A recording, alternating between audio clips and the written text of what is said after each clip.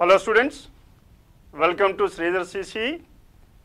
Now, ఈ రోజు మేము వచ్చిన మెయిన్ కారణం ఏంటంటే ఈ ప్రోగ్రామ్ ఏదైతే ఉందో ఈ వీడియో పర్టికులర్గా ఎవరైతే ఈ మధ్యలో మొన్న వచ్చిన రిజల్ట్లో ఆర్ఆర్బి క్లర్క్ ఆర్ఆర్బి పిఓగా సెలెక్ట్ అయిన క్యాండిడేట్స్ ఎవరైతే ఉన్నారో వాళ్ళ గురించి కంప్లీట్గా ఈ వీడియో. ఓకే, ఈ వీడియోలో రెగ్యులర్గా మనకి చూస్తే సార్ స్టూడెంట్స్ జాబ్ వచ్చిన దగ్గర నుంచి రెగ్యులర్గా స్టూడెంట్స్ వస్తూ సార్ నాకు ఏ సర్టిఫికేట్ కావాలి, నెక్స్ట్ క్యాస్ట్ సర్టిఫికేట్ ఎప్పుడు తీసుకోవాలి, కొత్తది ఉండాలా పాతది ఉండాలా, లేకపోతే ఈబీసీ ఎలా ఉండాలి, ఇవన్నీ చాలా డౌట్స్ ఉంటున్నాయి పిల్లలకి. ఆ డౌట్స్ అన్నీ ప్రతి స్టూడెంట్తో ప్రతిరోజు కూర్చోవడం కష్టం అవుతుంది కాబట్టి కనుక రేపు మనం ఏదైతే ప్రోగ్రామ్ పెడుతున్నామో ఆ ప్రోగ్రామ్ కంప్లీట్గా మీకు డాక్యుమెంటేషన్లో ఏ ప్రాసెస్ చేయాలి, ఏ సర్టిఫికేట్స్ ఉండాలి, ఏ సర్టిఫికేట్ ఎక్కడి నుంచి తీసుకురావాలి, వాటి అన్నిటి గురించి మనం క్లుప్తంగా రేపు డిస్కస్ చేయబోతున్నాం. సార్ స్టూడెంట్స్, ఇక్కడ మీకు జాబ్ కొట్టడం ఎంత ఇంపార్టెంటో జాబ్ వచ్చిన తర్వాత the final step document verification, ఆ డాక్యుమెంట్ వెరిఫికేషన్ సక్సెస్ఫుల్గా క్లియర్ చేయడం కూడా అంతే ఇంపార్టెంట్. ఒకసారి మీరు కింద ఐబీపీఎస్ ఆ డౌన్లోడ్ కింద చేసుకొని చూస్తే కనుక మీరు ఆ డాక్యుమెంటేషన్ ఆల్మోస్ట్ 32 పేజెస్ ఉంది. 32 పేజెస్ని మీరు ప్రతి పాయింట్ని చాలా క్లియర్ కట్గా చదవాలి. సో చాలా ఫుల్ అంటే పర్ఫెక్ట్గా ఫుల్ఫిల్ చేయాలి. సో మీరు ఆ ప్రాసెస్లో ఎక్కడ ఏ చిన్న మిస్టేక్ చేసినా మీ డాక్యుమెంట్ వెరిఫికేషన్ ఫెయిల్ అవుతుంది. అంటే జాబ్ వచ్చి కూడా డాక్యుమెంట్ వెరిఫికేషన్ ఫెయిల్ అయితే అది మీకే నష్టం అవుతుంది. అందుకని సో ఈ డాక్యుమెంట్ వెరిఫికేషన్ ప్రాసెస్ని 100% ఎటువంటి కాంప్లికేషన్ లేకుండా మీరు రేపొద్దున సక్సెస్ఫుల్గా క్లియర్ చేయాలి అంటే మనం కండక్ట్ చేస్తున్నటువంటి ఈ ప్రోగ్రామ్కి మీరు అటెండ్ అయినట్లయితే so 0 to so high level అంటే ప్రతి ఈచ్ అండ్ ఎవ్రీ పాయింట్ని కూడా మేము డిస్కస్ చేయబోతున్నాం. అదేవిధంగా సో అంటే మీకు కావాల్సినటువంటి సర్టిఫికేట్స్ని ఏ సర్టిఫికేట్ ఎక్కడ తెచ్చుకోవాలి, ఎలా తెచ్చుకోవాలి, ఎలా అప్రోచ్ అవ్వాలి, ఎవరిని కన్సల్ట్ చేయాలి, ఇవన్నీ కూడా మేము మీకు చెప్పడం జరుగుతుంది. దాంతోపాటు కొన్ని సర్టిఫికేట్స్ మేము కూడా ప్రొవైడ్ చేస్తాం. సిసి తరఫున కొన్ని సర్టిఫికేట్స్ మేము కూడా ప్రొవైడ్ చేస్తాము. అంటే ఏ సర్టిఫికేట్స్ అయితే మన చేతిలో ఉంటాయో మనం ప్రొవైడ్ చేయగలమో అవన్నీ మనం ప్రొవైడ్ చేస్తాం. అట్ ద సేమ్ టైం మన చేతిలో లేని సర్టిఫికేట్స్ ఏవైతే ఉన్నాయో అది మీరు ఎలా అప్రోచ్ అవ్వాలి, ఎక్కడి నుంచి తీసుకోవాలి, నోటరీస్ ఎక్కడి నుంచి చేయించాలి, అండ్ ఈవెన్ నోటరీస్ కూడా మనం ప్లాన్ చేస్తున్నాం. కనుక రేపు మీరు వస్తే more than 60% of the work మీకు పని అయిపోయినట్టే. ఓకే, దెన్ ఇప్పటికి ఇంతకీ మనకి ఏవే కావాలి సర్టిఫికేట్స్, వాటి అన్నిటి గురించి ఒక్కసారి చూద్దాం. No online exam call letter. Online exam call letter మీ దగ్గర కొంతమంది దగ్గర ఉండొచ్చు, కొంతమంది దగ్గర లేకపోవచ్చు. దెన్ ఉంటే ఏం చేద్దాం, దెన్ లేకపోతే దానికి ప్రాసెస్ ఏంటి, దాన్ని ఎలా తీసుకొద్దాం, దాని గురించి కూడా రేపు మనం డిస్కస్ చేద్దాం. అదేవిధంగా ఇంటర్వ్యూ కాల్ లెటర్ కూడా. So interview call letter so మీ దగ్గర ఉంటే ఓకే, లేకపోతే మరి ఆ ఇంటర్వ్యూ కాల్ లెటర్ని ఎలా తెచ్చుకోవాలి అనేది మనం రేపు ఎక్స్ప్లెయిన్ చేద్దాం. Next at the same time provisional allotment. Provisional allotment మొన్న మీకు రిజల్ట్ వచ్చినప్పుడు ప్రావిజనల్ అలాట్మెంట్ వచ్చింది, అండ్ దీన్ని ఏ విధంగా మనం ఎక్కడ ఫిల్ చేయాలి అదంతా మనం డాక్యుమెంటేషన్లో డిస్కస్ చేస్తాం. అదేవిధంగా మీ ఎస్ఎస్సి మార్క్స్ మెమోస్ కావచ్చు, డిగ్రీ సర్టిఫికేట్స్ కావచ్చు. అంటే SSC marks memos, SSC certificates ఏ సర్టిఫికేట్స్ తీసుకెళ్ళాలి, అదేవిధంగా డిగ్రీ సర్టిఫికేట్స్ కూడా ఎలాంటి సర్టిఫికేట్స్ తీసుకెళ్ళాలి. అంటే మార్క్స్ మెమోస్ తీసుకెళ్లాలా, లేదంటే ప్రొవిజనల్ సర్టిఫికేట్ తీసుకెళ్లాలా, సో లేదా బోనఫైడ్ సర్టిఫికేట్ తీసుకెళ్లాలా, లేదంటే డిగ్రీ కంప్లీషన్ సర్టిఫికేట్ తీసుకెళ్లాలా, ఎలాంటి సర్టిఫికేట్స్ తీసుకెళ్ళాలి, ఇవన్నీ కూడా మనం రేపు క్లాస్లో మనం డిస్కస్ చేద్దాం. సార్ ఇక్కడ ఇంకో ప్రాబ్లం ఉంది. డిగ్రీ సర్టిఫికేట్ అన్నారు.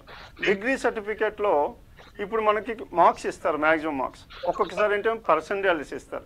దీన్ని కన్వర్షన్ ఎలా చేయాలి, నేను పర్సంటేజ్ ఇస్తే దీంట్లోకి ఎలా కన్వర్ట్ చేసుకోవాలి, అసలు ఏ మార్క్స్ అక్కడ మనం రాసుకోవాలి, చాలా మందికి స్టూడెంట్స్ కొన్ని డౌట్స్ సార్ ఇది. కనుక ఏంటంటే వాళ్ళు ఎగ్జామ్ టైంలో అంటే ఇది పెద్దగా వాళ్ళకి ఇది అవ్వదు, బట్ వేరేస్ ఫైనల్ స్టేజ్లో ఉన్నారు కాబట్టి ఈ స్టెప్ చాలా ఇంపార్టెంట్ స్టూడెంట్స్. కనుక రేపు మీరు వస్తే దీని గురించి చాలా క్లారిటీ మీకు ఇవ్వగలుగుతాం.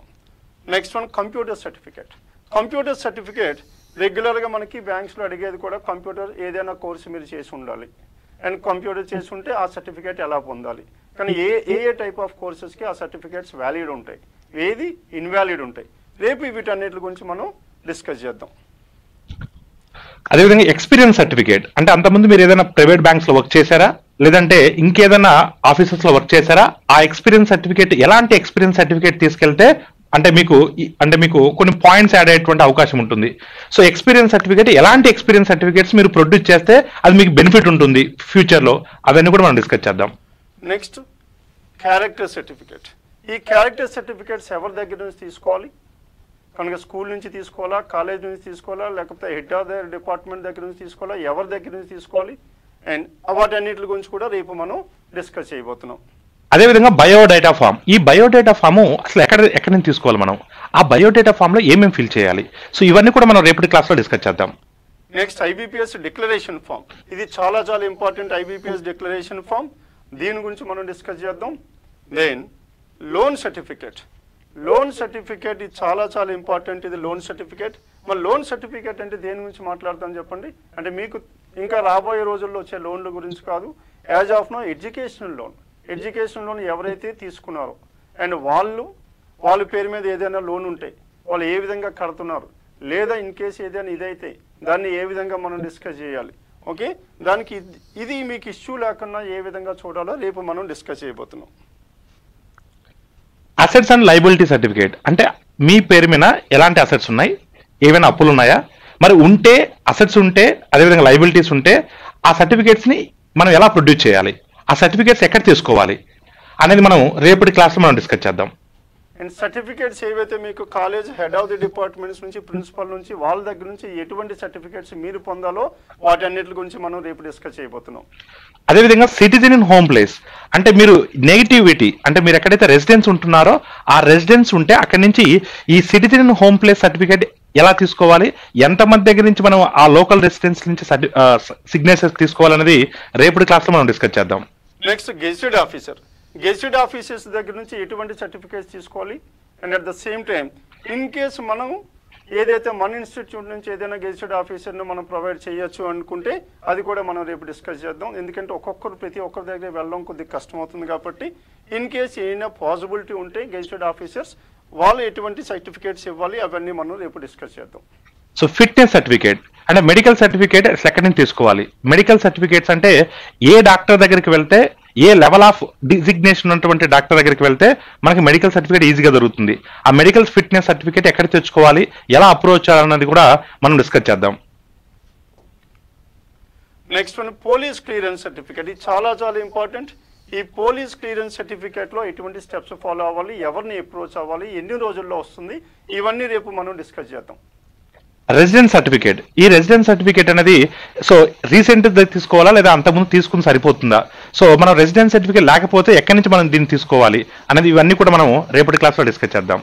And notary on 100 rupees stamp paper. ఈ 100 రూపీస్ స్టాంప్ పేపర్ మీద నోటరీ అండ్ డాక్యుమెంటేషన్ ఏమి ఉండాలి, then at the same time ఇదంతా ఏ విధంగా చేయాలి, నోటరీ ఎక్కడి నుంచి చేయించాలో కూడా మనం రేపు మొత్తం డిస్కస్ చేయబోతున్నాం. అదేవిధంగా క్యాస్ట్ సర్టిఫికేట్. ఈ క్యాస్ట్ సర్టిఫికేట్ అని చాలా మంది స్టూడెంట్స్ అడిగేది ఏంటంటే, సార్ మేము ఆల్రెడీ క్యాస్ట్ సర్టిఫికేట్ తీసుకున్నాం సార్, ఈ క్యాస్ట్ సర్టిఫికేట్ ఓల్డ్ సరిపోతుందా లేదంటే రీసెంట్ తీసుకోవాలా, లేదంటే నోటిఫికేషన్ వచ్చిన తర్వాత ఉన్నటువంటి క్యాస్ట్ సర్టిఫికేట్ తీసుకోవాలా, ఇలా చాలా డౌట్స్ ఉన్నాయి. అసలు ఏ డేట్న మీరు క్యాస్ట్ సర్టిఫికేట్ తీసుకుంటే సరిపోతుంది, ఇవన్నీ కూడా మనము రేపటి క్లాస్లో మనం డిస్కస్ చేద్దాం. ఈ మీ ఓవరాల్ డాక్యుమెంట్ వెరిఫికేషన్లో సర్టిఫికేట్లు ఏమేమి కావాలి, సో శ్రీధర్ సిసి కూడా మీకు సపోర్టుగా ఉండే విధంగా కొన్ని సర్టిఫికేట్స్ మేమే ప్రొవైడ్ చేస్తాము శ్రీధర్ సిసి తరపు నుంచి. సో అవి కాకుండా రిమైనింగ్ సర్టిఫికేట్స్ మీరు ఎక్కడ తెచ్చుకోవాలి, ఎలా తెచ్చుకోవాలి, ఆ స్టెప్ బై స్టెప్ ప్రాసెస్ని సో చాలా ఈజీగా ఉండే విధంగా మీకు ఈ పాయింట్స్ అన్ని మేము రేపటి సెషన్లో మనం డిస్కస్ చేస్తాము. సో ప్రతి స్టూడెంట్ కూడా రేపటి ప్రోగ్రామ్కి మీరు అటెండ్ అయినట్లయితే మీ వర్క్లో, మీ సర్టిఫికేట్ వెరిఫికేషన్ వర్క్లో 60 to 70% వరకు రేపు క్లాస్కి అటెండ్ అయితే అయిపోయినట్టే. లాస్ట్ స్టెప్లో ఎవరు రిస్క్ తీసుకోవద్దు, ఎందుకంటే జాబ్ వచ్చేసింది, ఒక జాయినింగ్ ఒక్కటి మాత్రమే మిగిలింది. ఈ మధ్యకాలంలో మనం చేయవలసింది ఏంటంటే డాక్యుమెంటేషన్ ప్రాసెస్. ఇది పర్ఫెక్ట్గా చేస్తే ఇన్ని రోజులు మీరు పడిన కష్టం అంతా ఒక ఎత్తి, ఇది ఒక్కటి ఒక ఎత్తు. ఓకే, కనుక రేపు మీరు పర్ఫెక్ట్గా చేయగలిగితే దెన్ డైరెక్ట్లీ మీరు ఇక జాబ్లో జాయిన్ అవడమే వెరీ నెక్స్ట్ స్టేజ్. మీరు గుర్తుపెట్టుకోండి, డాక్యుమెంట్ వెరిఫికేషన్లో ఫెయిల్ అయితే మీరు మీ జాబ్ను కూడా కోల్పోవాల్సి వస్తుంది, ఇది గుర్తుపెట్టుకోండి. సో జాబ్ తెచ్చుకోవడం ఎంత ఇంపార్టెంటో డాక్యుమెంట్ వెరిఫికేషన్ అటువంటి ఫైనల్ స్టెప్ను కూడా సో సక్సెస్ఫుల్గా క్లియర్ చేయడం కూడా అంతే ఇంపార్టెంట్. సో ప్రతి స్టూడెంట్ కూడా ఎవరైతే మన స్టూడెంట్ సక్సెస్ అయినారో ప్రతి స్టూడెంట్ కూడా మనం కండక్ట్ చేయబోతున్నటువంటి రేపటి ప్రోగ్రామ్కి మీరు అటెండ్ అయినట్లయితే సో చాలా క్లియర్ కట్గా సో మీకు చాలా ఈజీగా మీ యొక్క డాక్యుమెంట్ వెరిఫికేషన్ ప్రాసెస్ని ఈజీగా కంప్లీట్ చేస్తారు. దీంతో పాటు మనకి ఏంటంటే ఇంకా వేరే సర్టిఫికేట్స్ ఏమేమి కావాలి వాటన్నిటి గురించి మనం చాలా క్లియర్గా డిస్కస్ చేస్తాం. అండ్ మన డైరెక్టర్ గారు కూడా రేపు వస్తున్నారు. ఆ డైరెక్టర్ గారితో మీకు ఇంటరాక్షన్ కూడా ఉంటుంది కనుక మీ పేరెంట్స్ని కూడా తీసుకొస్తే దీని తర్వాత సక్సెస్ మీట్ కూడా ఉంటుంది. సక్సెస్ మీట్లో డైరెక్టర్ గారు ఉంటారు అండ్ శ్రీధర్ సార్ వస్తారు కనుక ఆయనతో మీరు ఇంటరాక్షన్ మీరు అయ్యే ఛాన్సెస్ చాలా చాలా ఎక్కువ. అండ్ పేరెంట్స్ని తీసుకొస్తే చాలా చాలా బాగుంటుంది కనుక పేరెంట్స్ వాళ్ళు వాల్యుబుల్. ఇన్ని రోజులు మీరు కష్టపడినంతా ఏంటంటే పేరెంట్స్ గురించి కష్టపడ్డారు. వాళ్ళు కూడా వస్తే వాళ్ళు ఏ విధంగా ఫీల్ అవుతున్నారు అనేసి మీరు చాలా ఫీల్ అవుతారు కనుక పేరెంట్స్ని కూడా తీసుకురావడానికి ట్రై చేయండి రేపు. డెఫినెట్గా ప్రతి స్టూడెంట్ కూడా సో జాబ్ కొట్టిన తర్వాత స్టూడెంట్ కన్నా కూడా మాకన్నా కూడా హ్యాపీగా ఫీల్ అయ్యేది పేరెంట్సే. ద మోస్ట్ హ్యాపీయెస్ట్ పర్సన్స్ పేరెంట్సే. పేరెంట్స్ తర్వాత సో మీరు హ్యాపీగా ఫీల్ అయ్యి ఉంటారు. సో మీ ఇద్దరు తర్వాత సో ఆర్గనైజేషన్ మిమ్మల్ని ట్రైన్ చేసినటువంటి మేము హ్యాపీగా ఫీల్ అయ్యి ఉంటాం. The most important thing parents కాబట్టి సో మీరు రేపు సక్సెస్ మీట్కి వచ్చేటప్పుడు మీ పేరెంట్స్తో వస్తే అంటే మీ పేరెంట్స్ మీ దగ్గర అంటే వాళ్ళు మీరు రిజల్ట్స్ చెప్పినప్పుడు మీ దగ్గర కొన్ని ఎక్స్ప్రెషన్స్ అంటే కొన్ని పాయింట్స్ చెప్పలేకపోయి ఉంటారు. కానీ రేపు ఆ సక్సెస్ మీట్లో అసలు మీ ఎడ్యుకేషన్ కోసం చిన్నప్పటి నుంచి వాళ్ళు ఎన్ని కష్టాలు పడ్డారు సో వాళ్ళు ఎంత హ్యాపీగా ఫీల్ అవుతున్నారు అనేది సో రిమైనింగ్ స్టూడెంట్స్ కూడా వాళ్ళు ఎక్స్ప్రెస్ చేసేటువంటి అవకాశం ఉంటుంది. సో అవన్నీ కూడా మీరు చూడాలంటే రేపు ఎవరైతే మన స్టూడెంట్ సక్సెస్ అయ్యారో సో ప్రతి స్టూడెంట్ కూడా పేరెంట్స్తో రేపు సక్సెస్ మీట్కి రండి. సో ఆ సక్సెస్ మీట్లో మనము ఈ డాక్యుమెంట్ వెరిఫికేషన్ కావాల్సినటువంటి ప్రతి పాయింట్ని కూడా మనం డిస్కస్ చేద్దాం. లైఫ్లో ఎప్పుడైనా ఫస్ట్ జాబ్ ఎక్స్పీరియన్స్ అది చాలా డిఫరెంట్ ఎక్స్పీరియన్స్. అది ఆ ఫస్ట్ జాబ్ తర్వాత మీకు ఎన్ని జాబ్స్ వచ్చినా అంత ఇంపాక్ట్ అయితే ఉండదు కనుక ఫస్ట్ జాబ్ ఇంపాక్ట్ అయితే అది మీరు క్యాచ్ చేయడానికి పేరెంట్స్తో పాటు మీరు వస్తారని ఆశిస్తున్నాం. Thank you all. See you tomorrow at 2 o'clock.